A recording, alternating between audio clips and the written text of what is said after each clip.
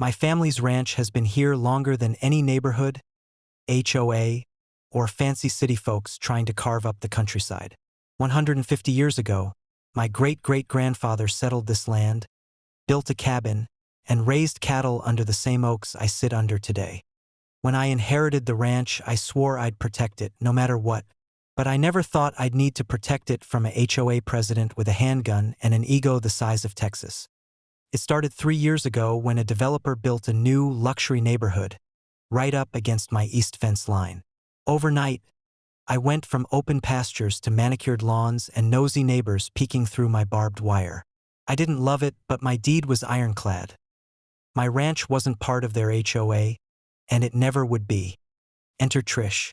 She crowned herself HOA president before the paint was dry on her front door. She left friendly notices, telling me to move my tractors because they ruined the view. Sent me letters threatening fines for my unkempt pasture. I ignored every single one. Then she started getting bolder, showing up at my gate with her clipboard, trying to lecture me about shared responsibilities. She claimed my livestock were scaring her kids. I told her my cows were here before her kids, and her overpriced cul-de-sac. She didn't like that answer. One evening, I was fixing the north fence when I saw Trish's shiny SUV parked by my barn. I figured she was trespassing again to take pictures, so I walked up. But this time, she didn't just have her clipboard. She had a gun in her waistband. She said she was taking control of my ranch for community redevelopment. Claimed she had a deal lined up with a builder to bulldoze my barns and turn the pasture into tennis courts. All I had to do was hand over the deed. When I laughed in her face, she pulled the gun halfway out and told me this was my one chance to cooperate.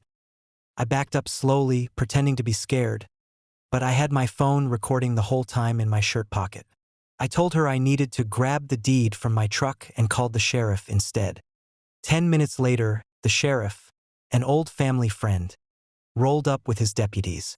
Trish tried to spin it like I'd threatened her. But my recording told the real story. She was arrested on the spot for trespassing, brandishing a weapon, and attempted extortion. But I wasn't done with her yet. While she sat in county lockup waiting for trial, I called up an old buddy who'd made a killing in commercial real estate. Turns out, the company that built Trish's neighborhood had overextended itself.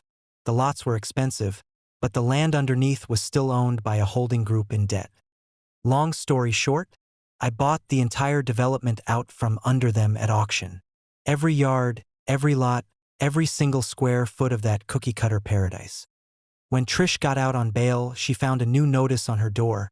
Her rent was now 10 times what it used to be. And since she was no longer president of an HOA, because technically I now owned the land under every house, there was no HOA left to save her. Some neighbors moved. Some stayed and learned to mind their own business. Trish? She lasted 2 weeks before she packed up her SUV and vanished. These days, when folks drive past my ranch, they see what they should have seen all along. An old, stubborn piece of land that won't bow to anyone's community standards. My great-great-granddad would be proud.